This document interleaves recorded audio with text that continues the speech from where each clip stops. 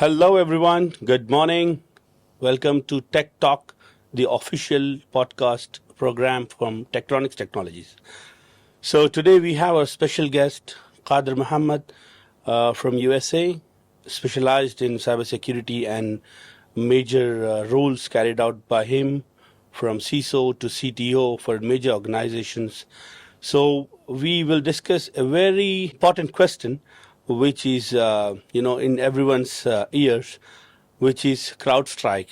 What happened, how it happened, what was the cause of it, and everyone has heard hundreds of answers to it. But what I feel is we need to go to the root cause to find out what exactly caused it and what was the reason and how we can refrain from this mistake again, causing a major loss for major entities throughout the world.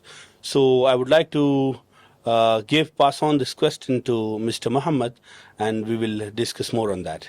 So, hello, hi. Hi. Mr. Muhammad, how are you doing? Good. How are you, Ashok? Great, alhamdulillah. So, the main question, what was pondering in my mind, was regarding the CrowdStrike attack, Yeah. which happened and which caused a massive chaos throughout the world. Absolutely. You call it as airports or schools, hospitals, and major hospital emergency operations have been stopped for different reasons. Microsoft is being widely used by different entities in crucial areas, in normal operations, and so on and so forth. So the people were stuck in different countries. Emergency evacuation programs were not in a situation to carry out because of this. So in terms of a operational stop, it was a major hit. Disruption. Yeah. So of course the disruption. So I just need your information. I mean, I want to know what exactly caused this, and how it happened, and how badly it affected the whole infra of the world. Absolutely. Ashok bhai, this outage is a typical example of third-party software supplier risk and also Okay. secrets management. And when you have a secrets management platform that is separate and it is not managed well, you land in a situation where the secrets are not accessible by the other party. Oh, yes. And you don't have proper rights of ownership and authorship and custodian of digital secrets that are kept to validate the authenticated flow of a patch that needs to be carried out, and so forth. In this case, the secrets were not well maintained. And then Microsoft outsourced critical software patch management to CrowdStrike. And in this case, that critical software patch management was not fully tested. Usually that test usually has a recovery and it has a fallback scenarios and all were tested. And then if it is a patch that needs to be applied, it goes through all its completion. And if it fails, it needs to fail safe. And in this case, and then if it fails safe, the credentials, when it retrieves for a shutdown signal that comes in, or a slow fail-safe model where it shutdowns gracefully, if I may, that credential you have to enter in order to shut down the system and the platform. And that was stored in another third-party CV, which Microsoft couldn't have access to. Exactly. And in that CV, in that credential vault, that is managed by another third-party platform. So Microsoft needs to take this situation is entirely and bring their software supplier chain risk in to contain it, what happens when a critical patch needs to be applied, and how they should roll out this patch. At the same time, manage the secrets of the third-party suppliers well. Microsoft has a platform for credential vault. They are preaching to the world that they do this well. True. But in their own systems, they do not apply their same design thinking and secrets management thinking for their own software patch management. And as a result, we saw the disruption. Thank you for the insight and the information regarding the issue which was happened. So, adding to this, basically, Tektronix as a company, we render a lot of solutions in terms of physical security identity management. We call it as PSIM solution, where we connect multiple controls in terms of access management, identity management, physical check, and in terms of ID validation.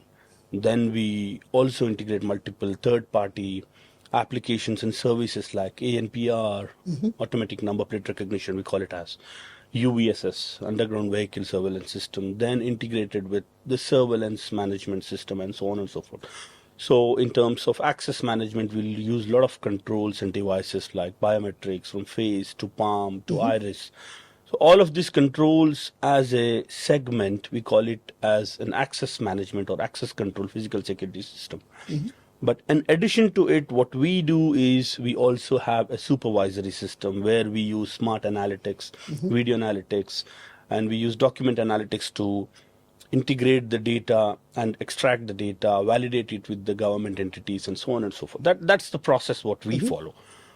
Moving on to it, we always, Tektronix always strive to adapt something which makes the whole system more secure, because it's not a traditional access control system, is just an access management. Correct. But what we do is the data validation and stuff, and we bring it to a next scale. Now I need your insight and a appeal to give me some information where this security systems can enhance to a next level in terms of relevance with your expertise, where we can access the multiple layers of security management in terms of, because relating to the CrowdStrike, if there, what I feel, if there was a process which validates that whether these patches were updated, how the access to Conjure. I mean, it's too much in detail, but whatever preliminary detail, if the team can get it, they verify it, maybe there were chances that we can, stop this service.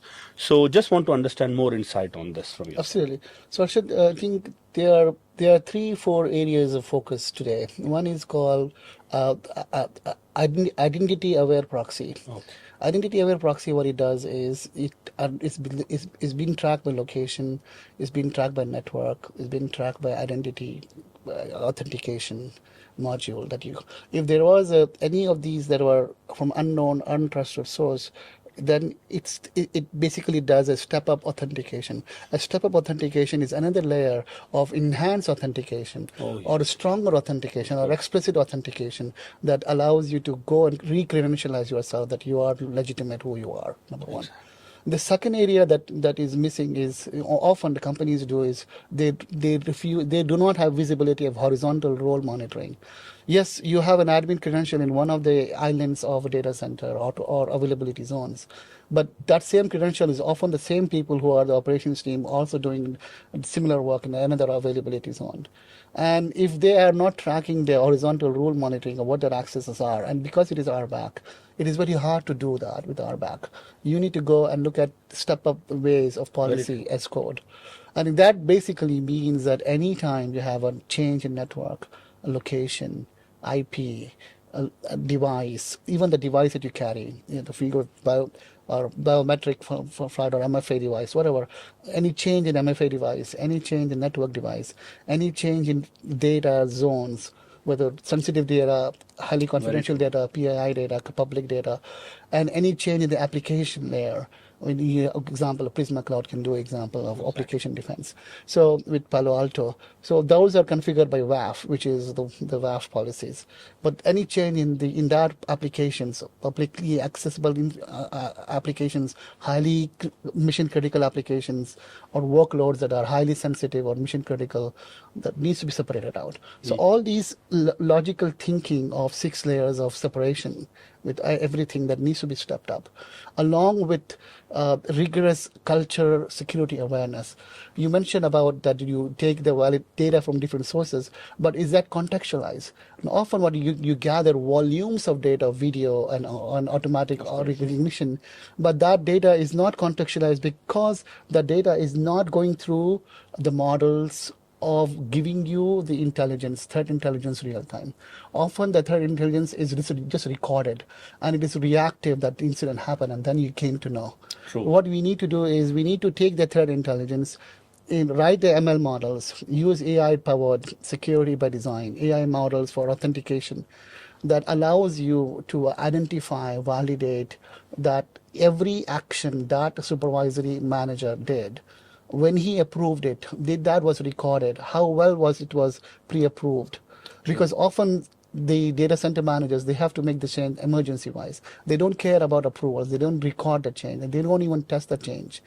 and often they go and make the change because they were used to making the changes. True. And it was never, now in cloud, because of one change example that you could make in your network proxy with a port or with a segment or with so much can affect the ability to traverse anything. 100%. And I think that is where I have looked at uh, change configuration, security configuration change with Wiz.io as an example. How do I detect misconfiguration real time before it actually make the change?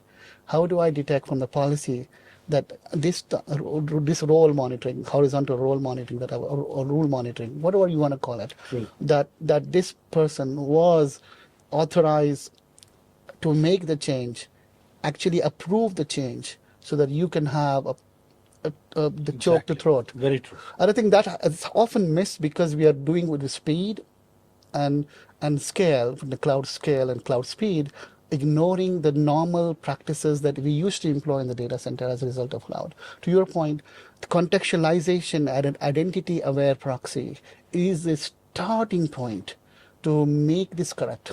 Very, and Very Google well. has invested this in their GCP platform at very well that I have been working on. Amazon also has done similar work.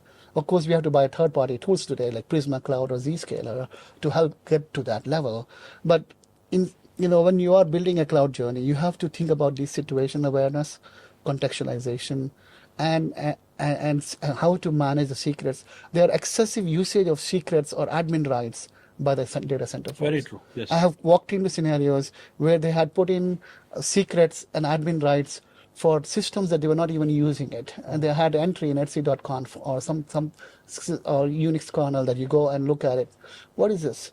Looking at it, validation, making sure those are up to date. Is a discipline, is also a culture, is a training, is an awareness. At the same time, all these principles needs to go into the design thinking. A security architect, when you are designing a transformation, needs to be a part of that implementation. Often it's an afterthought. Oh, we have started the work, we have some design, let's bring a security guy to review. That doesn't work these days. You need to embed security engineering principles and your guiding principles into the team from the day zero. Very true. And I think that's exactly, you may have seen, Arshad, in your data center implementations and migration, often sometimes security engineering being called at a later stage. That has happened in some governments, and I think now as I'm happy that you brought this very interesting topic where this awareness and this tighter integration needs to be Very true. This enables me of thinking in a prospect where I have three questions popping up in my mind right now. I mean, after your glimpse of the data proxy methodology, what you have explained. First is, do we have, I mean, everything is monitored by GRC softwares, governance, risk and control and stuff. So does technology is evolving, by the way, day-to-day basis. So we add on controls on the proxy part, on the firewall part, or in different levels. Do the GRC element has this ability to track this? Yes. And give this as a face or a dashboard to the leadership who's managing the whole thing? Because they are not into operations. Yeah. They're not aware what exactly, is it a critical risk or a normal risk? They're not aware of it unless the management or the security process puts in front of it. So GRC is something which enables in each and every part of it. So does the GRCs of the latest technological companies which they are developing in today's world, do they have that ability to integrate with this sort of information and pull out and show what is missing, what is off plan, what is active, and what is vulnerable and what is redundant? Absolutely. What's your thought on this? So there are two aspects of it. One is propagation of change, and then integration of your configuration of item, CI item, directly from the policy of the GRC system or platform. True, very true. And so forth. So often what happens is you have a platform like ServiceNow as an example, Exactly. where you actually started to put the change, like request. And the GRC platform is basically looking at it request, validation the request, and approving the change. But before approving, there are set of prerequisites. Sometimes the change doesn't have, True. and then you go in exception framework. An exception framework is not tightly integrated. It's basically an afterthought these days. It's not a real time. Very So an exception was granted 90 days. Even after 200 days later, that exception sits on the books. That's massive. And that is where the companies like SaaS posture security management, data posture security management needs to come in place. Yes, you got the exception in Salesforce data True. on the loader when you were extracting initially the first instance of your Salesforce cloud, Sales Cloud as an example. But that exception sat there for in the sandbox, and you propagated that because you wanted to have a first one-time approval. Very true. But later on, that exception was never removed after the work was done because that exception was granted. The policy thinking the exception exists It exists, and gave you exactly. that exception, gave you that ability to go to traverse that.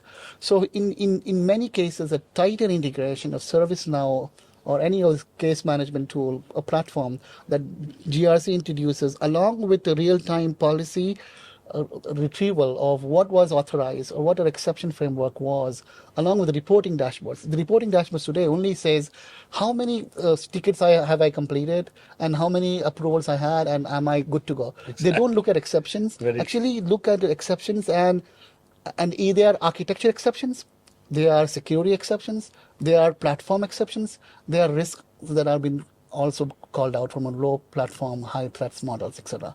But all of them have never been studied.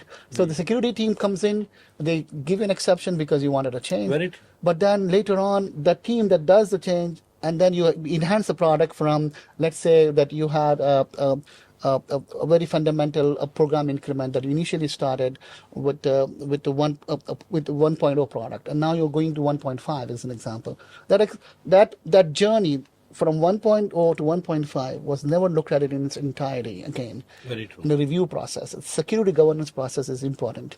So I think in this case, to your point, a established security governance process that it knows to go and security review governance true. board to review all these changes This and also enables- make yeah. it automated. Very We don't want to sit in 4 hours meeting. Security engineers don't have a 4-hour review meeting, and we don't want to be that. We want to get you all the information, fast track that review with already online review, and then come back for in-person demonstration of discussion with all the relevant stakeholders. There is a security team, there's a product team, compliance team, policy team, assurance It's team, very important. and This operations is, team. This is something very critical.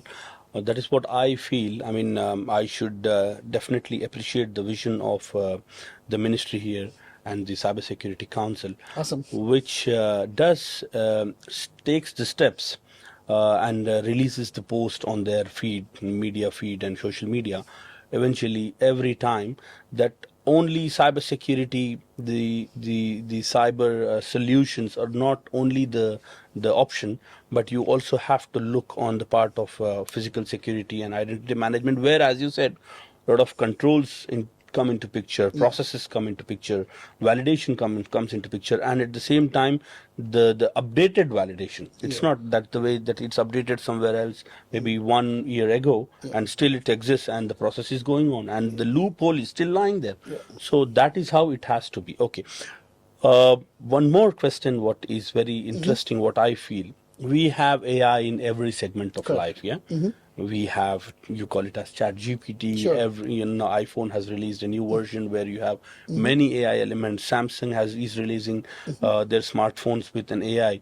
What I feel is, do we have AI segment in what do you call firewall area? You call it as you just name Palo Alto or any Yeah. other brand.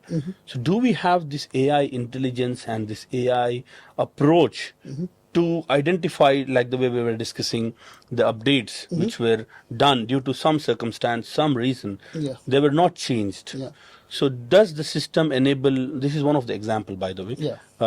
enable the whole process to update and keep it all firm, ready, without any human intervention or any mishaps happening? So I will tell you, Google about 8 years ago introduced a framework called SAFE, Oh, wow. Secure AI Framework. Yeah. And since then, I actually worked on GCP Fusion product for Match.com on plentyoffish.com, which were my clients in the past. Actually, SATA Systems, where I used to work with as Google Premier partner. And when I led the engagements, we were using the cutting edge 82 machine learning models, basically coming together to have a match, or 84 demographic information, education, height, weight, all the matches that are up there to come together. What we learned at that time was the AI framework. I mean, AWS has it. Azure is coming up with their better one.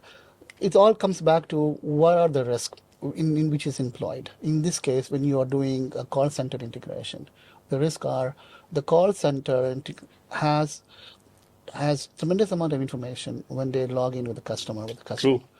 And these call centers are often contracts given to the third party. Exactly. And they are virtual. They Very are true. globally. They are not connected to a physical. Sometimes they're independent contractors. In many cases, as freelancers.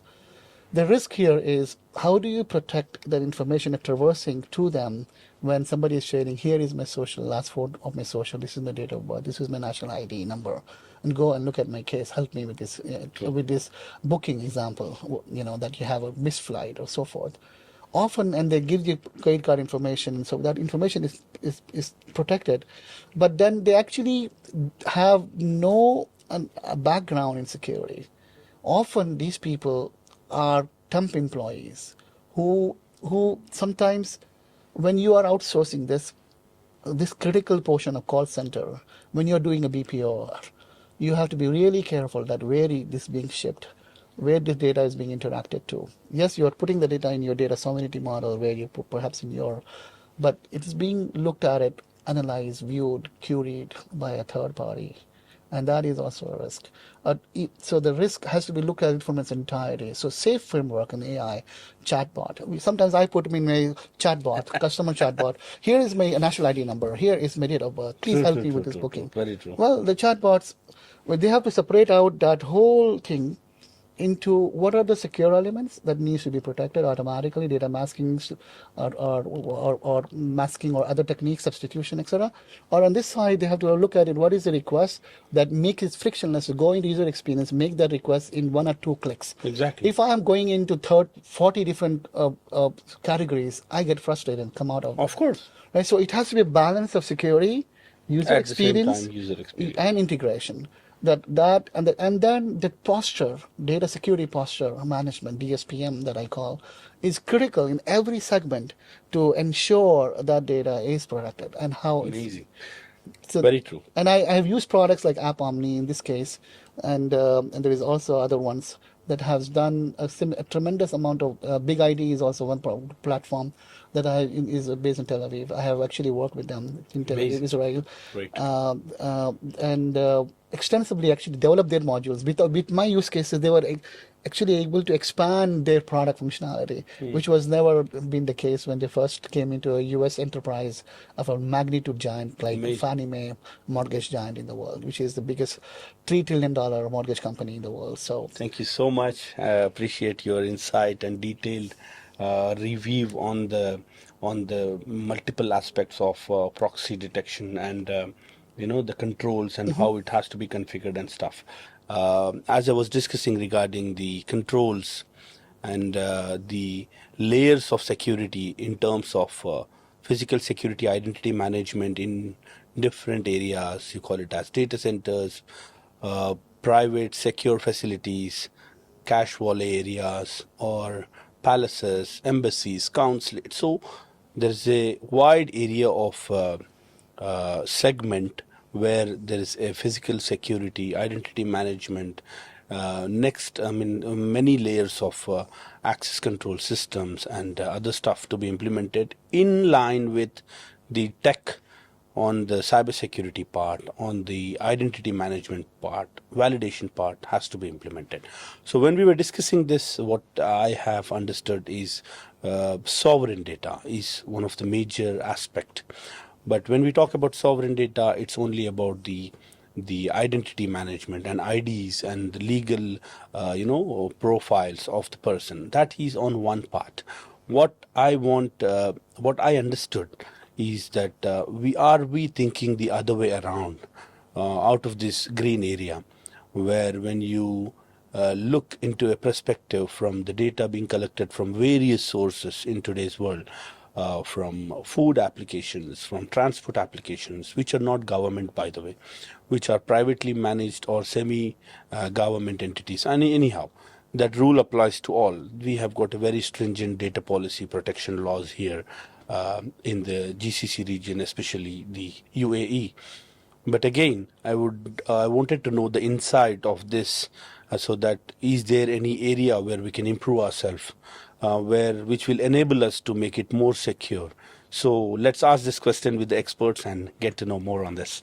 So, Mr. Khader, as the question was always boggling in my mind when I order a book, when I book a food parcel or any ride, the data which the entities, the authorities have, is an old data. My passport gets updated once in 5 years, once in 10 years. My license get updated once in 5 years, 10 years, so on and so forth applies to all the IDs. But now the real time location, real address, real phone number, alternate number, my favorite contact, my favorite food, my favorite destinations throughout the city, my favorite books. I mean, these are all our preferences, what we feel, which are our personal.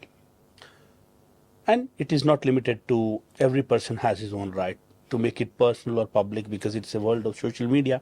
So everyone would like to post it, some would like to keep it private, different opinions. Even it applies to the medical industry. So my question or an information, what I wanted to understand, the relevance between the data of the person, his address, all of his logs, and the data security. How does this take place in the other part of the world? Absolutely. So there is a EU privacy shield Oh, wow. within EU, and then there is a CCPA, California Consumer Protection Law, and there are other areas in data privacy, GDPR. Well, data privacy is getting importance, and it has to be, because there is one aspect which did you mention is called profile information, which is a name, identifier, street address, True, and very so true. forth, which is identified with that two or elements or three elements of that identifier. I can track who Arshad is, example. As simple as that. Right? Very true. But then there is the location part. You raise a very important point, and that is where the location, where Arshad lives. If I know Arshad's zip code, Yeah. okay, then I know exactly where the marketing campaigns can begin about Arshad, right? For example, Arshad's loyalty programs that Arshad is enrolled in, Arshad's preferences. Now, within the EU Privacy Shield, opt in, opt out, right to delete, right to know, right to edit the information has to exist. Oh, wow. So that means Arshad's order an Uber Eats menu item from a restaurant, and that's maybe that item or restaurant is his favorite restaurant, and he orders similar food from that restaurant all day long, or for his family and so forth. So he has given that preference and as marked as favorite that item in that store, and gave Google review of that restaurant already, and his name has been flagged or tagged with that restaurant and without good review or positive negative review Very true. already. So now we have to look at this from three different perspectives. One is the profile information that Arshad is, who Arshad is from the digital identity, from a legal person that you raised, that UAE is an example. We call it identifier, personal identifiers. The second is a profile. Second part of the profile is certain information which do not fit in the profile, but is helpful to match a stronger match of your identity. Oh, wow. So the stronger match of identity is your cell phone number. In Massachusetts, zip code is considered a violation of, if somebody puts in the marketing that Arshad belongs to a zip code and they know the zip code, that it's a violation of their data privacy, because now we know Arshad lives in that town, in that expensive neighborhood, let's say, as an Very example. true. And then we can go and sell him a cruise, okay, a cruise event or something, rather than selling him a sandwich burger item, Very example, right? So the point is, certain about your financials, a profile, about your demographic range of income, about your sources of your your stronger match has to be protected. And then your preferences have to be opt-in, opt-out. You cannot, I said, I do not want to share my Uber order or Uber Eats order to any of it to another competitor like Zomato or some other agency you mentioned that might benefit from your order and perhaps invade your privacy about what you like, what you dislike. Amazing. Yes. So opting in and opting out. The right to edit. I have given examples in EU. An Austrian flying into Czech Republic Airlines, when he buys something in Austria, and he goes to Czech Republic or Poland, he all that data he has a right to opt in, opt out. He has a right to edit. He has a right to manage the data according to what is being stored in Austria, compared to when he went back to Czech Republic. Though they are EU countries, part of EU. Well, within EU, there is also data sovereignty that even preferences have to be maintained differently. And there is a legal jurisdiction about what can be shared about that person from within the country of smaller, within 100-mile zones. Very true. So in today's world, we in Asia Pac have not seen that level of conformity to make this level of separation of data and make it in a very thoughtful way. Yes, we have profile, we have a personal identifier information about your digital identity, but preferences, your right to update the information in a way that keeps these three elements separated out in all times is the biggest task in the data privacy. At Toyota, as an example, I was not allowed to show which auto mechanic shop that this person went when he drove within the EU nations to other. Amazing. So I would, after listening to this, I would definitely appreciate the leadership and the processes which are being followed. That most of the aspects which you have told are being followed here in the Emirates, in each emirate, and the authorities make sure that each and every part of the information gets securely addressed.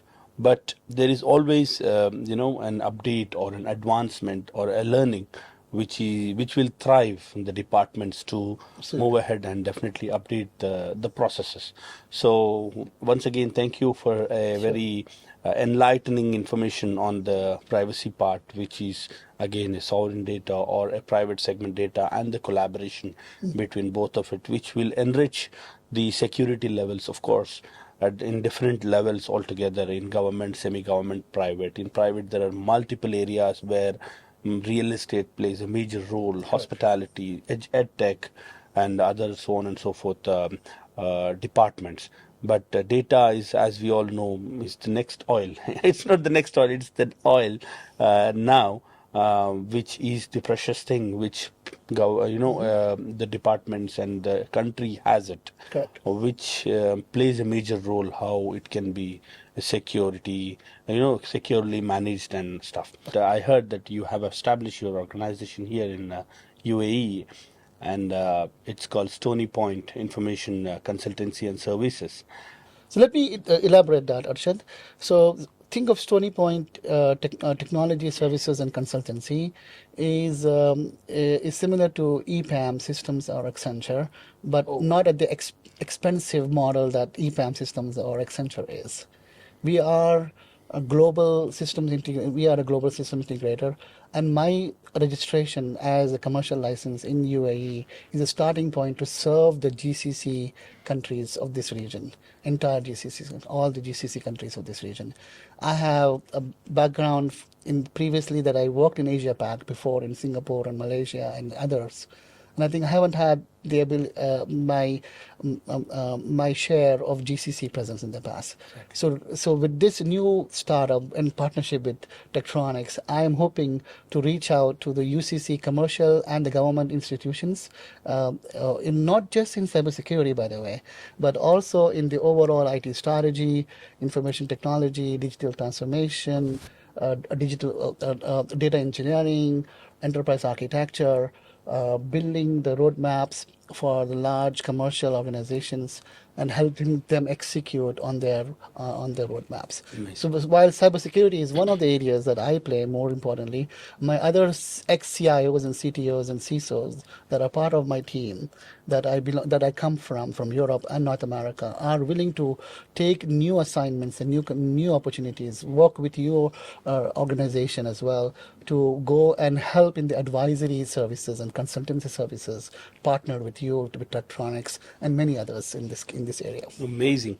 So I heartily welcome and congratulate Mr. Khader Mohammed for establishing his entity here in United Arab Emirates as a Stony Point Engineering Services and Consultancy Services. So Tektronix collaboration with Stony Point will enable definitely a major wing in terms of different areas with cybersecurity and other areas where cyber engineering, data lake protection, data lake management, and other services at the same time. So I would like to ask more on the service verticals on a high level, which will be more specific to government services at the same time, and also the semi-government and private area where the security has to be in place in terms of your area. So what do you think on a high level, if you note it down in 5 points, which are the major areas which you play a pivotal role to enhance the services? Absolutely, Asha. So the five verticals that I have always looked at it in the past, in at least EU success and Europe and North American success, I want to bring that same success flavors to these five verticals. One of them is FSI, financial services and insurance. Second is in the healthcare, the payer and the provider organizations, the hospitals and the insurance companies. And then we include the dental plans and government insurance plans, etc. The third area is retail and hospitality. I've done a lot of work in that area. And the fourth is manufacturing, automotive. Oh, wow. And then which is with Toyota as an example. And the fifth is the governmental organizations, which are regulated organizations, regulatory organizations, like in the case of Fannie Mae as an example, or similar examples where we can directly work with the UAE's Security Council organization as an example. Opportunities in that regard where are tailored for public and NGOs. Oh, wow. That's the autonomous organization or national organizations or the governmental organizations, semi-autonomous, autonomous organizations that I can work with the state and the local governments and municipalities to serve their interests as well. So these are the five verticals I have looked at it. In terms of practice, as I said, we are global systems integrators. We have services similar to what EPAM systems and Accenture does, except that we are not that big. We are personalized, we are agile, we want to help you craft the right services and the right outcomes for you. For that, I bring the wealth of my 31,000 people that I have networked in LinkedIn to bring the desired outcomes for you. I have worked in my clients in the past in the U.S. company. I have about 17 countries where my clients are already, where I've served my clients in the past. So I want to replicate the same success in GCC, working with you and other partners in this. Pleasure to have you here. Hope this partnership will bring an overwhelming response and a very success story to our engagement with a lot of customers, projects, and definitely the security to the country and on a individual and private sector. Absolutely. Definitely, yes. Moving on to the government segment, which you were discussing about as a service-oriented segment. So what are the major services which you feel like you can offer, especially in terms of government? When I talk about government, it is departments in segmented approach, and at the same time, government as a whole, where the national data and the sovereign data and their own data centers. So you can explain me on a nutshell what will be our major area of focus, and at the same time, the exclusive services which we will be offering. Absolutely. So I think I would first say it is a managed services model. The managed services model pertains to coming in, helping do a quick assessment, whether it is architecture, enterprise architecture assessment, or a security assessment. I can come in, look at the risk from the cybersecurity perspective, look at from the architecture readiness perspective, where they are in terms of their journey, to help them craft a personalized roadmap on the EA side or a CTO side, and then a CISO side, a personalized security roadmap transformation. So I'm looking at CTO and a CISO kind of advisory services initially coming in, doing quick assessment, a quick jump start to their implementation. It will be a flat price, a managed services engagement with one fixed price. You will get a blueprint and a reference architecture, a model that you can go and execute for your organization, whether you are small or large. We have a fixed price. It all duration. It's all based on number of weeks and time and fixed rate that you have to go in and participate with us, and we will give you the package. Amazing. And that's first. The second model I'm looking at it is custom. Anything that is custom implementation from a cloud migration, integration, architecture, data lakes, AI, or machine learning, or for that matter, anything that development work. Everybody has similar packages. We do as well, because we also an IT company in that we have to offer that. Very true. And we do microservices, well, whatever you want to an architecture, whatever you want to call it, we do that all day long. We have those standard services. And then though Tektronix also has a very good share in that. So we will look for synergies of collaboration between you and us together to look into those. Of course. And the third area is ERP, CRM implementations. I've looked at it from a Salesforce, Oracle, Fusion, middleware, Microsoft Dynamics. These are ERP or PeopleSoft, or in the past, or NetSuite for that matter, or Financial Force, or some of the similar ERP CRM models, or Appian BPM model example. I'm looking at some of these packages as ERP CRM implementations, SAP practice, or Salesforce practice, and we have that in our arsenal to deliver that. Number 3. Number 4, what we do is we do a lot of testing and infrastructure work as well. I know your firm is absolutely the best in that regard, and I don't want to step into the GCC services that you follow. In this case, we will partner with you. We'd love to partner with you in the testing, in some of these areas of maintenance, software maintenance, patch management, and the maintenance and monitoring and testing services. That's number 4. Number 5, we also do a lot of I would say organizational transformation. So people readiness, change management, people enablement, recruit, and helping them in succession planning, in organizational dynamics, in effectiveness of their performance management. We want to make sure that you have the right hire. So we help in organizational structure, in developing and advocating the right people to come in to form at the leadership level and for succession planning. So we in the M&A organization, if you're looking at organizational structure, if you're looking at transformation of an organization from IT, talent, and culture and fit perspective, I have developed an innovation hub model for the organizational structure. I've done a multi model for IT. Okay, so I've done those models to help my clients be successful with organization consulting models. No, that's similar to what Gartner does, similar to Watson Consulting does. We are not Watson, but we can help. We can help break definitely that. we break can the thrive chain. to be one among them, and definitely, inshallah.